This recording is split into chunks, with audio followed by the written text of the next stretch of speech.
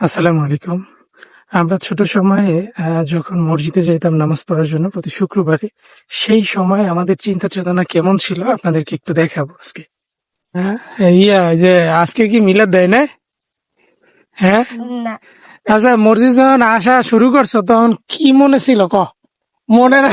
এই সময় আসলে জানি বিস্কুট এই আজকে কি মিলাদ দেয় না? না হ্যাঁ, দিয়েছে কিন্তু আনে নাই। তা বেটা খারাপ হয়ে গেছে। মন মেজাজ খারাপ হয়ে গেছে। আচ্ছা, মনে করে আইসো মসজিদে কদি? জিলাপি হ্যাঁ, জিলাপি তাই জেলাবি দেয় না আজকে? না, তাই মনটা খারাপ। খারাপ হয়ে গেছে। আবার আগামী শুক্রবার আসবা, আগামী শুক্রবার দেবে। হ্যাঁ, মেজাজ খারাপ হয়ে গেছে। আর মেজাজ হারাইলে তো চলবে না। হ্যাঁ, এইরকম আসতে থাকবা, একদিন না একদিন পাই যাবা। ঠিক আছে। ও,